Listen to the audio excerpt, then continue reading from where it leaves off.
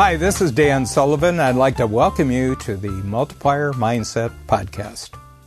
One of the big problems with entrepreneurs who have been successful over, let's say, 10 or 20 years is they start getting very, very heavy. It's almost like they're starting to carry around an enormous amount of experience from the past, and they feel kind of old. They feel kind of tired because they've got all these experiences, some of them good experiences, some of them bad experiences, and a lot of complexity, perhaps a lot of frustration. There could have been defeats, there could have been failures, but they don't make any differentiation among all this experience. And as a result, they just have this huge amount, almost like bags and bags full of experience. And this prompts them to slow down. Anytime they would contemplate doing something new, they said, yeah, but I have to move all my bags of experience. It's going to weigh me down. So one of the most important things about having a better future is making sure you have a better past. And what do I mean by that? Well, first of all, not everything from your past is useful if you're going to create a bigger future. As a matter of fact, there are only certain things that are actually useful from your past as it relates to jumping to a much higher level of performance and results.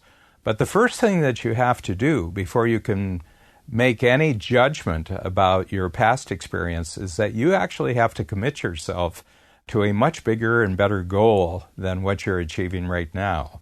So you're choosing a future right from the inside of your imagination, right from the inside of your enthusiasm.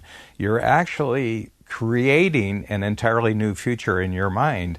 And the more that you can visualize yourself actually being in that future, all of a sudden you have a future vantage point for looking back at everything you've done up until the present moment.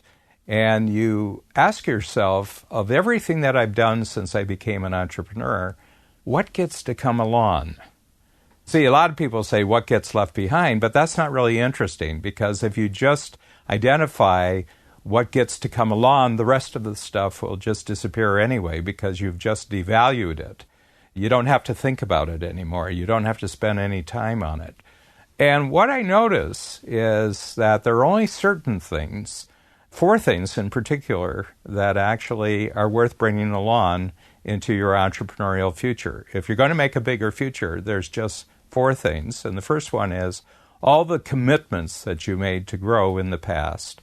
Those you bring along, okay? Because that's where all growth for entrepreneurs actually starts. It starts with commitment.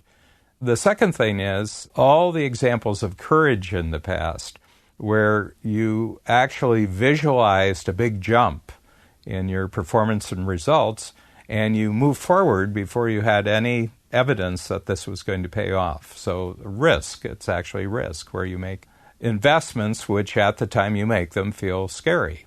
Those get to come along. Every time you created a new capability, either in terms of your own abilities, in terms of people that you hire, people on your team, new technologies, new knowledge, new information, new strategic alliances, new opportunities.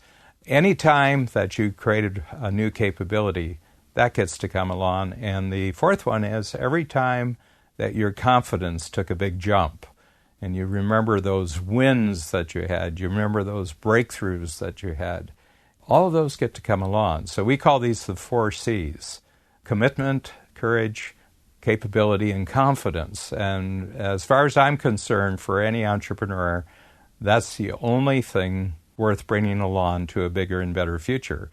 And I find that when entrepreneurs use this as their standard for going back and looking at their past, what happens is that they get very lightweight. All of a sudden, they become much younger. It's almost like they get to retain all the knowledge that they've gained from their entrepreneurial success, but they get to start over again. It's almost like going back to the starting line again, but you're at such a higher level, and you've got all this knowledge, you have all this experience. You're so much more capable and so much more confident about what you're doing. Isn't that the perfect way to start a jump towards a bigger and better future? But again, I want to remind you that until you actually tell yourself what that bigger and better future is, you don't have any way of discovering what's valuable in your past and all those things which don't make any sense whatsoever to bring along.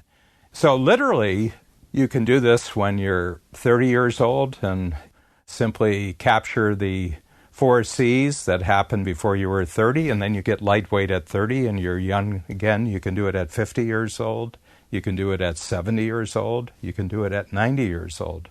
And this ability, I call it sort of de-aging entrepreneurs. You're able to take them back to the same level of excitement and enthusiasm and motivation that they had when they began as an entrepreneur, but they're equipped so much better because they're doing it with everything that they've gained from all of their experience, but they don't have any of the burden, any of the dead weight of their experience from the past. And it's almost magical, when you think about it. Anybody can do this, but I just find that entrepreneurs just have so much rich material regarding the 4 C's: commitment, courage, capability, and confidence.